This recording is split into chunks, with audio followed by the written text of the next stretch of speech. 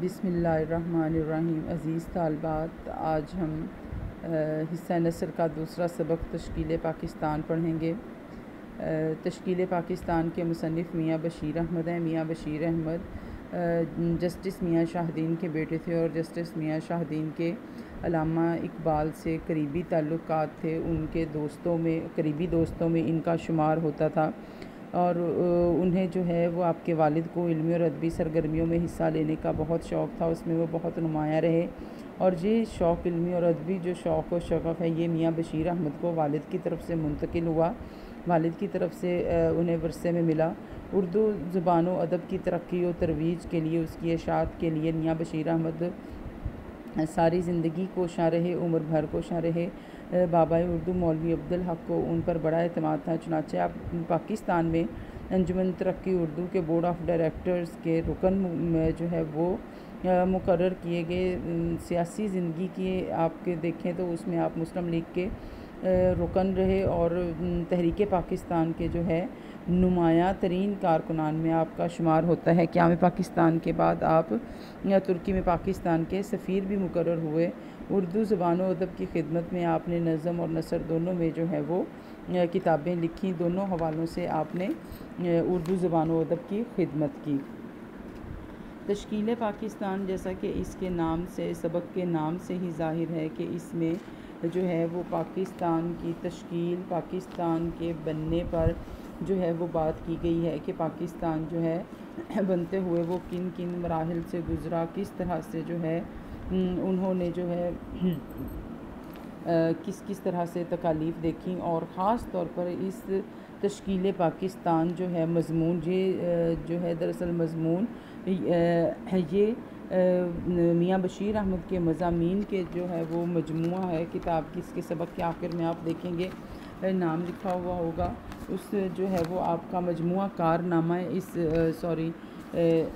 जो मजमुआ है आपका, उसमें से जो है वो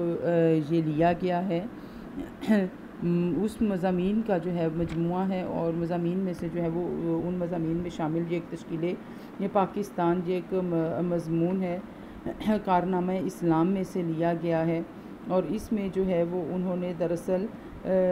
जो तहरीक पाकिस्तान के हवाले से जो कारकुनान या रहनुमा गुज़रे हैं, जिनकी कोशिशों से ये मुल्क हासिल हुआ है, उस पर जो उनके जो है वो खिदमात का ज़िक्र किया गया है। आइए तालबात, इन जो है वो असबाब को, इस सबक को अब हम देखते हैं। हिंदुस्तान में इस्लामी हुकूमत अगरचे कहने को औरंगज़ेब आलमगीर की वफ़ात सन 1707 के 150 साल बाद तक कायम रही, लेकिन दरअसल हुकूमत और उमरा दोनों की ताकत और सत्वत 18वीं सदी के वसत तक ख़त्म हो चुकी थी। 19वीं सदी के शुरू में मुसलमानों के सियासी तनज़्ज़ुल की तकमील हुई। चुनांचे 1803 में अंग्रेज़ दिल्ली में दाखिल हुए, लेकिन उसी ज़माने में बाज़ अफराद के दिल में मजहबी हया और माशरती इस्लाह का ख्याल पैदा हुआ। शाह वलीउल्लाह, शाह अब्दुल अज़ीज़ वगैरह की कोशिशों से इल्म दोस्त लोगों में मज़हब की सही वाक़फ़ियत बढ़ती गई, लेकिन अवाम की मजहबी हालत बहुत गिरी हुई थी और मज़मूम माशरती रस्मों में मुसलमानों और हिंदुओं में ज़्यादा फ़र्क ना था। अब जो है मुसन्निफ़ बात शुरू करते हैं सन 1707 से कि हिंदुस्तान में इस्लामी हुकूमत अगरचे कहने को औरंगज़ेब आलमगीर की वफ़ात सन 1700 के 150 साल बाद तक कायम रही। सन 1700 के बाद वो जो 150 साल का अरसा बनता है, वो अरसा सन 1857 की जंग आज़ादी तक आता है, उस वक्त तक ये आता है। मुसन्निफ़ कहते हैं कि ये सिर्फ़, और साथ उन्होंने कहा है कहने को, कि सिर्फ़ ये जो है वो कहने को थी, यानी हमारी जो लफ्ज़ लिखने और पढ़ने की जो एक कहने की बात रह जाती है, सिर्फ़ उसमें थी। जबकि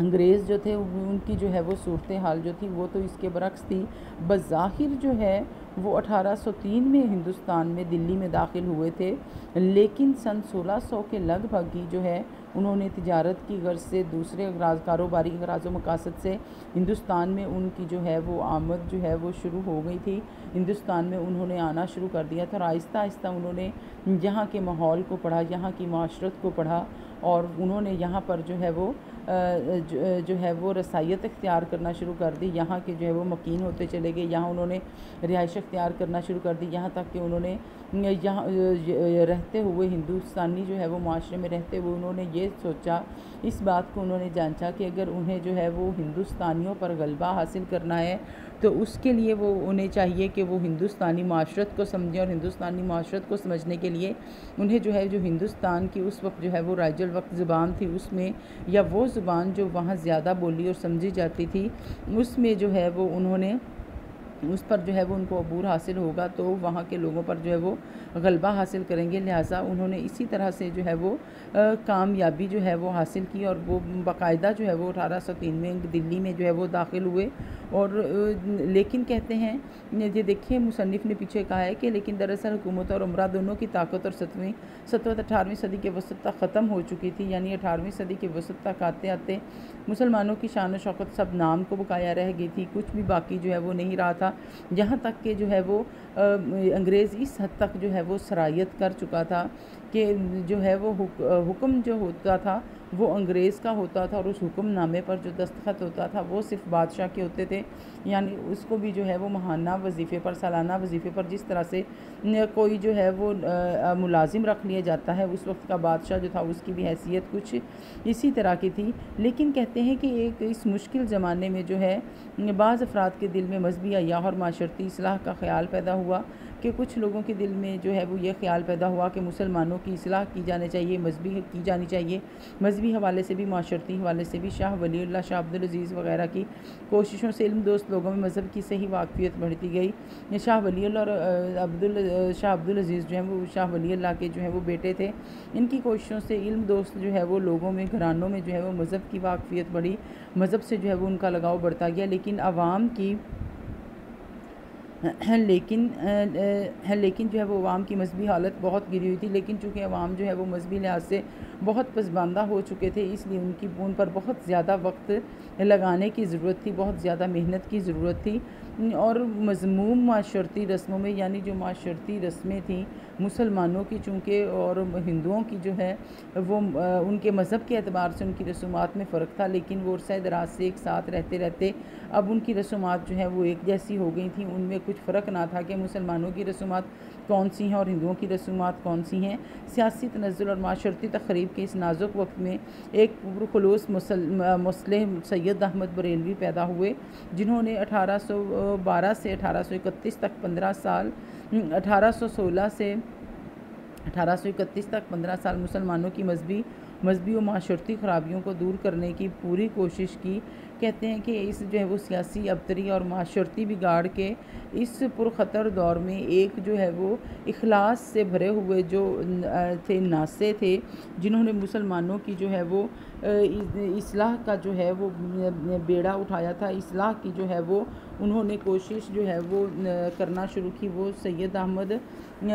अहमद बरेलवी थे। शाह वली अल्लाह के बाद जो है और शाह अब्दुल अज़ीज़ के बाद उनकी तहरीक को जो है यो देखें पीछे सबसे पहले नाम मैंने आपको बताया था कि इस सबक में उन रहनुमाओं की फ़हरिस्त दी गई है, उन रहनुमाओं के कारनामों पर रोशनी डाली गई है जिन्होंने तहरीक पाकिस्तान के सिलसिले में बहुत ज़्यादा काम किया था। शाह वली अल्लाह, शाह अब्दुल अज़ीज़ ने ये तहरीक शुरू की, और आगे जो है वो सैयद अहमद बरेलवी जो हैं वो आए, और उन्होंने जो है उन्होंने आगे कदम बढ़ाया, और उन्होंने उस तहरीक को जो है वो आगे चलाने की जो है वो तालीम हासिल की जो है वो कोशिश हासिल की। दरअसल सैयद अहमद जो बरेलवी थे उन्होंने शाह अब्दुल अज़ीज़ के जो है वो शागिर्द थे, उनके पास उन्होंने तालीम हासिल की थी, इसलिए उन्हीं की सी दावत व तबलीग का जो है वो सिलसिला उन्होंने शुरू किया, और उनकी जो है वो उस तरबियत का उनका पर मस्बत असर हुआ। इसी दौरान उन्होंने जो है वो दीनी मैदान में बहुत ज़्यादा नाम जो है वो कमाया, और बहुत सी जो है वो आम शख्सियात आपके जो है वो हल्का इरादत में शामिल हो गई। सैयद अहमद बहुत सी शामिल हो गई। इसी सिलसिले में मजहबी आज़ादी के हसूल के लिए उन्होंने 1826 में सिखों के ख़िलाफ़ मजहबी जहाद की मुहिम भी शुरू की, जिसमें आखिरकार 7000 मुजाहिदीन ने पेशावर के करीब मैदान जंग में नुमाया कामयाबी हासिल की। कहते हैं कि उन्होंने जो है 1826 में उनको जो है वो इस जहाद में जो उन्होंने सिखों के ख़िलाफ़ शुरू किया था, दीन की तबलीग व इशाअत का काम शुरू किया था, उसमें उनको कामयाबी हुई, और सैयद अहमद ने एक हुकूमत कायम करके कबाइल की माशरती इस्लाह के अहकाम नाफिज किए, और उन्होंने जो है वो मुसलम इक़्तिदार चूँकि ख़त्म हो रहा था, इसलिए जो है वो उस वक्त में आपने मुस्लिम जो है वो उस इक़्तिदार के ख़ात्मे और माशरे के नाजुक तरीन हालात में जो है वो सैयद अहमद बरेलवी ने मुसलमानों को फिर से जो है वो हुकूमती लिहाज से जो है वो उन्हें मजबूत करने की कोशिश की। कबाइल में जो है वो माशरती इस्लाह के जो है वो उन्होंने अहकाम जो है वो नाफिज किए, लेकिन बाद सरदारों की गद्दारी से जो सिखों के साथ शरीक हो गए, आखिरकार मुसलमानों को शिकस्त और उनका रहनुमा 6 मई 1831 में बालाकोट में शहीद हुआ। यानी मुसलमानों की मसाई खुद मुसलमानों ही के हाथों में रह गई, के हाथों ही बर्बाद हो गई। लेकिन जो है चूँकि कुछ जो है वो अपने ही मुसलमानों की गद्दारी की वजह से जो है वो जो पंजाब और पख्तूनख्वा के इलाकों में जो है के जो मुसलमान थे उनकी गद्दारी की बिना पर जो है वो सैयद अहमद बरेलवी को जो है वो शहीद कर दिया गया। यानी ये ऐसे हुआ कि मुसलमानों की मसाई खुद मुसलमानों ही के हाथों बर्बाद हो गई। यानी मुसलमानों की जो अपनी ही कोशिशें थीं जो वो अलहदा मुमलिकत हासिल करने के लिए कर रहे थे, या जो मुसलमानों की उस वक्त अभी अलहदा मुमलिकत का जो है वो तस्वुर अभी अच्छी तरह से वाज़े नहीं किया हुआ था, ना सामने आया था। उस वक्त अभी तक सिर्फ़ मुसलमानों को मजहबी, माशरती, माशी हर लिहाज से उस्तवार करने की कोशिश की जा रही थी, क्योंकि वो इन जो है वो मामलात में वो पसमानदा थे, और जब तक वो इन मामलात में बेहतर नहीं हो जाते थे, मजबूत नहीं हो जाते थे, उस वक्त तक वो जो है वो हुकूमती मामलात में जो है वो दखल अंदाजी उनकी नहीं हो सकती थी, उनको हुकूमती ओहदेदारान में शामिल नहीं किया जा सकता था। ये बात याद रखने के काबिल है कि सैयद अहमद बरेलवी ने बार बार हिंदुस्तान के मुसलमानों को दूसरी कौम के मुकाबले में जमा किया, और उनके इस्लाही काम को उनके बाज़ मजहबी जानशीनों ने जारी रखा। सर सैयद बाज़ बातों में अपने हम नाम के हम ख्याल थे और उनके अकीदतमंद थे। उस ज़माने में बिहार में मुसलमानों में फ़राइज़ी तहरीक उठी, जिसका मकसद गरीब मुसलमानों की नागुफ्ता हालत की इस्लाह और उनकी इमदाद था। सर सैयद अहमद ख़ान जो है उनके सैयद अहमद बरेलवी ने हिंदुस्तान के मुसलमानों को जिस तरह से जो है वो उन्होंने दूसरी कौमों के मुकाबले में जमा किया, यानी उनको उनकी अहमियत का एहसास दिलाया, उनको ये एहसास दिलाया सैयद अहमद बरेलवी ने कि आप भी जो हैं, मुसलमान भी जो हैं वो दूसरी अक़वाम की तरह एक कौम है, इसलिए उन्हें तफ़रक़ात में पड़ने की बजाय उन्हें चाहिए कि वो जो है आपस में मिलजुल कर रहें और एक कौम बनकर जो है मुत्तहिद होकर एक ताकत बनकर सामने आए। उनके इस्लाही काम को उनके बाज़ मजहबी जानशीनों ने जारी रखा, जिस तरह उन्होंने जो है वो शाह अब्दुल अज़ीज़ के काम को और शाह वली अल्लाह के काम को आगे जारी रखा, उसी तरह उनके जो जानशीन थे उन्होंने जो है वो उनको जो है वो उनके काम को जारी रखा। इस दौरान में सर सैयद बाज़ बातों में सर सैयद अहमद ख़ान जो है वो सामने आते हैं। सर सैयद बाज़ बातों में अपने हम नाम के हम ख्याल थे और उनके अकीदतमंद थे। सर सैयद अहमद ख़ान अपने हम नाम यानी सैयद अहमद बरेलवी के जो है वो हम ख्याल थे, उनके नज़रियात, दोनों के नज़रियात आपस में मिलते थे, इसीलिए जो है वो सैयद अहमद बरेलवी की सर सैयद अहमद ख़ान जो है वो उनकी इज़्ज़त करते थे और उनके जो है वो अकीदतमंद थे, उनके मानने वाले थे। उस ज़माने में बिहार में मुसलमानों में फ़राइज़ी तहरीक उठी, जिसका मकसद गरीब मुसलमानों की नागुफ्ता हालत की इस्लाह और उनकी इमदाद थी। उसी ज़माने में जो है वो देखा देखी कि वो लोगों को जो है मुसलमानों की इस्लाह के काम जो है वो छोटे पैमानों पर भी जो है वो शुरू हो गए। मुसलमानों में फ़राइज़ी तहरीक उठी, जिसका मकसद गरीब मुसलमानों की नाकाबिल बयान हालत की जो है वो इस्लाह करना था और उनकी मदद करना था। 1857 में मुसलमानों की रही सही इज़्ज़त भी खाक में मिल गई। यानी 1857 की जब वो जंग हुई और उसमें जो मुसलमानों की सिर्फ नाम को इज़्ज़त बाकी रह गई थी कि चलें उनके मुसलमानों की हुकूमत है, या बज़ाहिर ही उनके जो है वो सिक्का चल रहा था, वो सब ख़त्म हो गया, सब छीन लिया गया। अंग्रेज़ी हुकूमत 100 साल के से उनकी ज़िल्लत के दर पे थी। देखें अंग्रेज़ हुकूमत जो है वो उन्होंने 100 साल जो है 100 साल से ज़्यादा का वक्त लगाया कि मुसलमानों से जो है वो उन्होंने करीब मुसलमानों के करीब होकर उन्होंने देखा कि मुसलमान जो है वो किस तरह छाए हुए थे पूरे हिंदुस्तान पर। वो मुसलमानों से उनकी जो है वो उनको जो है वो उनसे वो उनकी वो इज़्ज़त, वो आबरू वो छीनने के दर पे थी और बराखिर उन्होंने जो है वो इसमें कामयाबी हासिल कर ली। बतदरीज मुसलमानों की ज़मीनें और ओहदे छीन लिए गए, मुसलमानों से उनकी ज़मीनें छीन ली गई, उनके ओहदे छीन लिए गए, इस्लामी तालीम के ज़राए उनके लिए ख़त्म कर दिए गए। यहाँ तक कि जो है वो शेख मोहम्मद इकराम जो है वो अपनी किताब में लिखते हैं कि उस वक्त जो है कि सरकारी दफातर में कहीं भी कोई भी मुसलमान नज़र ना आता था। यानी मुसलमानों की ये हालत हो गई थी हर हवाले से तालीमी हवाले से, माशी माशरती हवाले से, कि उस वक्त तक सरकारी दफातर में कोई भी ऐसा मुलाजिम नज़र ना आता था जो मुसलमान हो और वो आला ओहदे पर हो। हाँ, अगर कहीं कोई सरकारी दफ्तर में जो है मुसलमान मुलाजिम नज़र आता था, नौकरी करता हुआ मिलता था, तो वो चपड़ासी के ओहदे से आगे नहीं होता था, बस उसको चपड़ासी के ओहदे पर ही जो है वो ताकि जो है वो रखा जाता था। और जहाँ तक कि 1837 में फ़ारसी ज़ुबान अदालतों से खारिज कर दी गई। और अब फ़ारसी ज़ुबान अदालतों से खारिज करने का उनका मकसद ये था कि जो फ़ारसी ज़ुबान है वो मुसलमानों की ज़ुबान है। हालांकि सूरत हाल इसके बरक्स थी। मुसलमान चूँकि जो है वो हुक्मरान जो थे वो हिजरत करके इधर आए थे, उनकी ज़ुबान फ़ारसी थी, और उस वक्त जो है वो दफ्तरी मामलात सारे अमूर जो है वो फ़ारसी ज़ुबान में तय पाते थे। ये दफ्तरी ज़ुबान तो थी, लेकिन अवाम की ज़ुबान जो नहीं थी। उस वक्त अवाम में जो ज़ुबान जो है वो पनप रही थी, जो तरक्की पा रही थी, वो ये जो आज जिसको उर्दू ज़ुबान जो है, जिसको हम पढ़ते हैं, बोलते हैं, सुनते हैं, ये ज़ुबान थी। ये उस वक्त ये जो है वो की मुकामी ज़ुबान थी, और मुसलमानों की ज़ुबान तो जो है वो ये बन रही थी। लेकिन उस वक्त 1837 को में जो है वो फ़ारसी ज़ुबान को बतौर सरकारी ज़ुबान जो है वो उसको ख़त्म करना, इस ओहदे से हटाना, सिर्फ ये था कि ये मुसलमानों की ज़ुबान है और मुसलमान कहीं इसके ज़रिए जो है वो तरक्की ना करते चले जाएँ। 1857 के बाद उन पर इताब और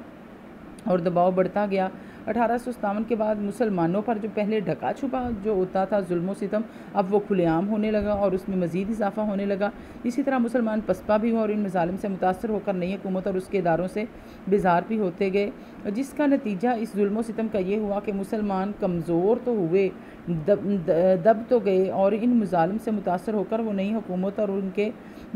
इदारों से जो है वो बेजार भी होते गए। यानी नई हुकूमत के लिए उनके दिल में कोई नेक ख्वाहिशात ना रही, किसी किस्म की जो है वो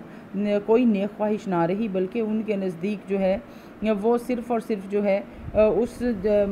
हुकूमत के बारे में जो है वो मजहबी तासुरात ही सामने आए। उधर हिंदुओं की बेरुखी ने उनके ज़ख्मों पर और भी नमक छिड़का, और अंग्रेज़ जो थे उन्होंने तो क्या किया था कि वो तो इनको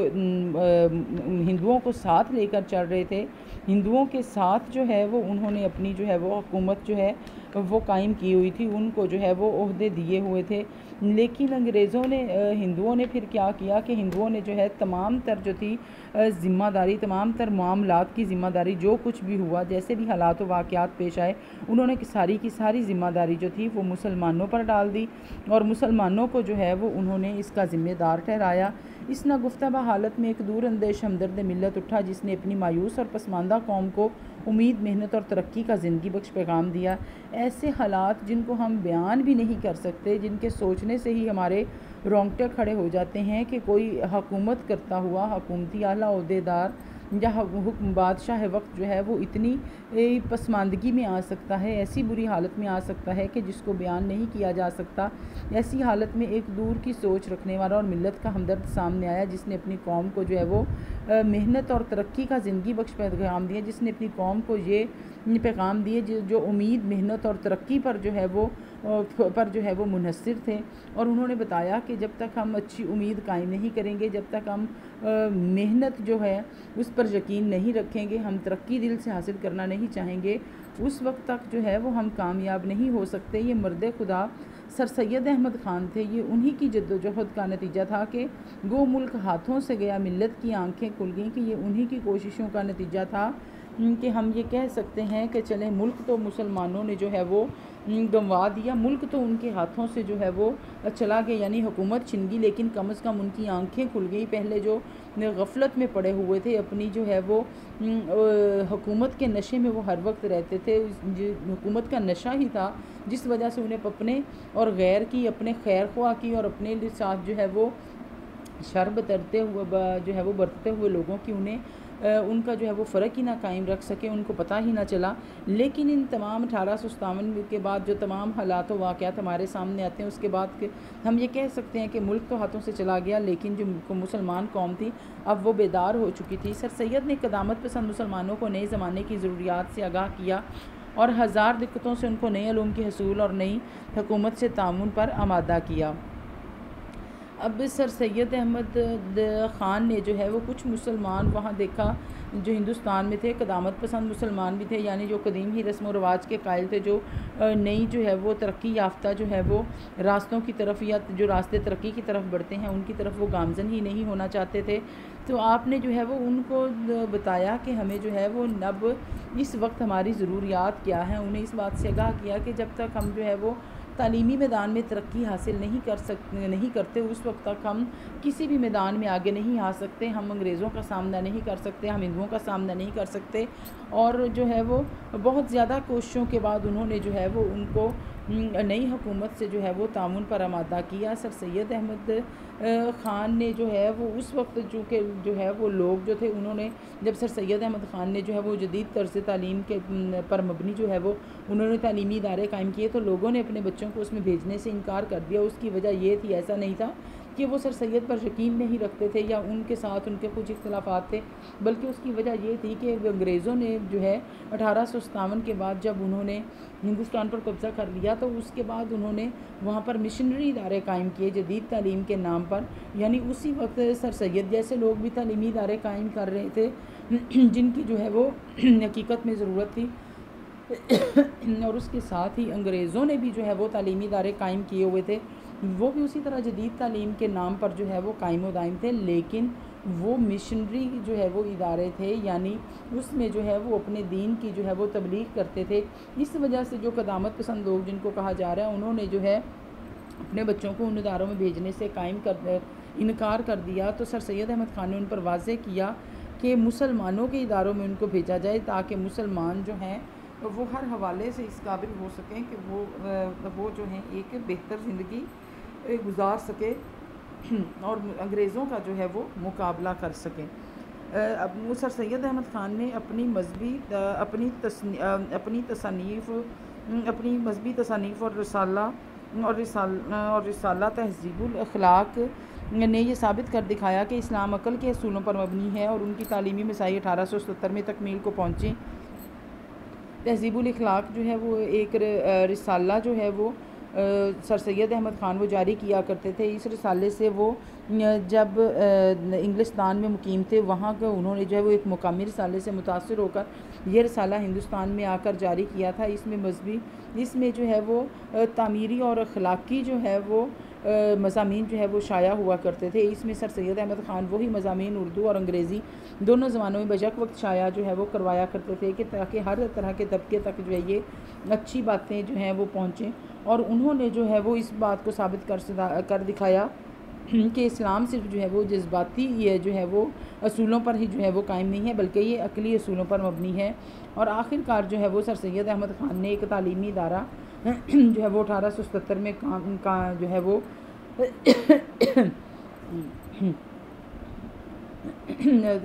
जो है वो कायम किया।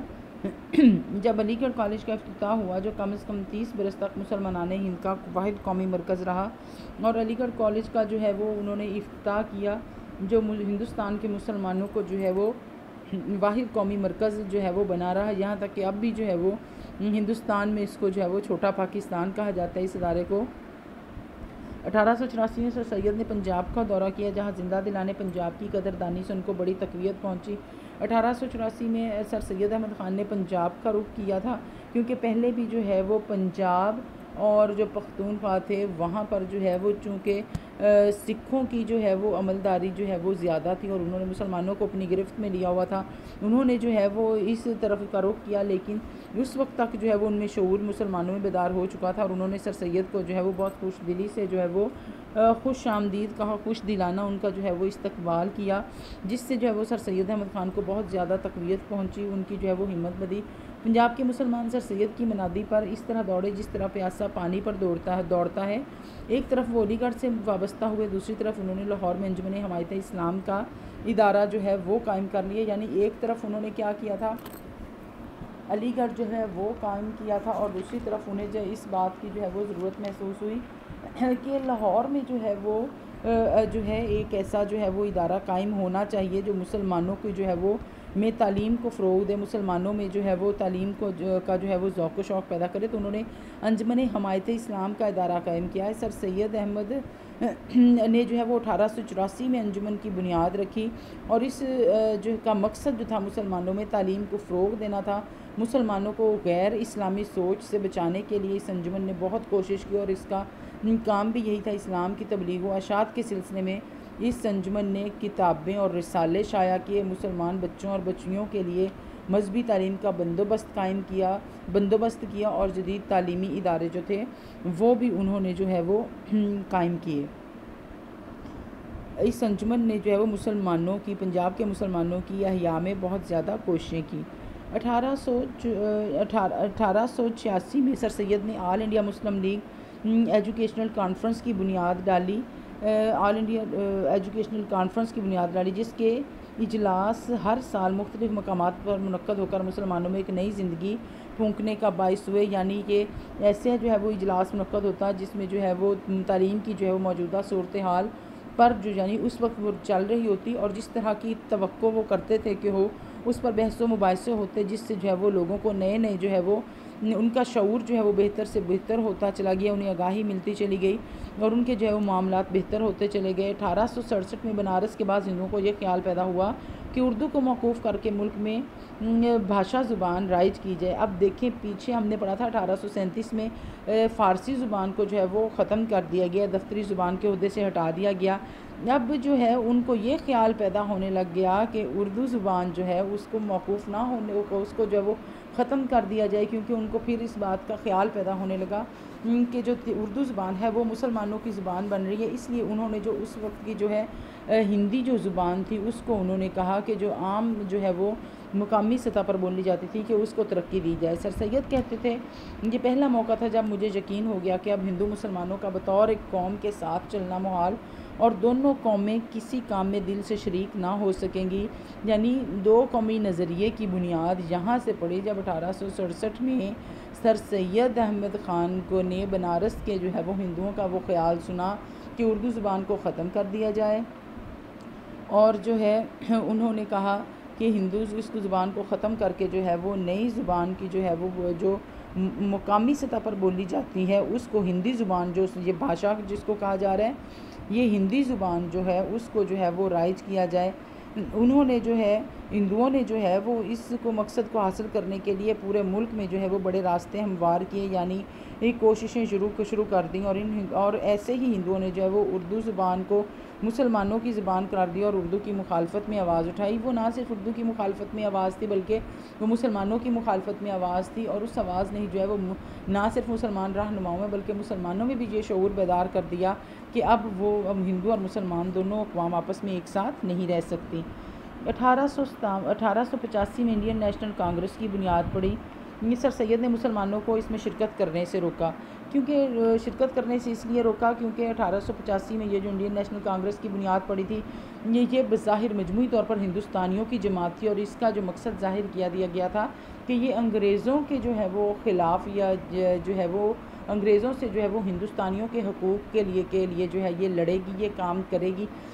सर सैयद अहमद ख़ान चूँकि दूर अंदेश इंसान थे, मुफ़क्कर थे, उन्होंने इस बात का अंदाज़ा लगा लिया कि ये जो है वो मुसलमानों को जो है वो बहसीयत कौम जो है नुकसान पहुँचेगा और सिर्फ हिंदुओं की ये जमात है। अपने एक अहम बयान में उन्होंने कहा कि जमहूरी तरीक़ा हिंदुस्तान के लिए मौजूद नहीं। ये अमर काबिल गौर है कि सर सैयद की जो है ये सर सैयद के पेश नज़र अंग्रेज़ों की खुशनुदी ना थी बल्कि अपनी कौम की तरक्की थी। उन्होंने कहा कि उन्होंने अपने एक बयान में कहा कि जमहूरी तरीक़ा हिंदुस्तान के लिए मौजूद नहीं, यानी उस वक्त को जो है वो के मुताबिक, हालात के मुताबिक उन्होंने कहा कि जमहूरी तरीक़ा अभी हिंदुस्तान के लिए जो है वो मुनासिब नहीं है। लेकिन आपके ऐसे बयानात की बिना पर, ऐसी बात की बिना पर आपको जो है वो अंग्रेज़ों का ग़ुलाम भी कहा जाता रहा और अंग्रेज़ों की जो है वो खुशनुदी आपको जो है वो सिर्फ मकसद है वो कहा जाता रहा। कहा कि आपको सिर्फ अंग्रेज़ों की जो है वो खुशनुदी जो है वो चाहिए, ना कि जो है वो ये कौम की जो है वो तरक्की के आप ख्वाहिशमंद हैं। जबकि हकीकत ये थी कि वो पहले हिंदुस्तानी थे जिन्होंने अपनी मशहूर तसनीफ़ असबाब बगावत हिंद जो है वो लिख कर हुकूमत की तवज्जो दिलाई कि गदर का सबसे बड़ा सबब ये था कि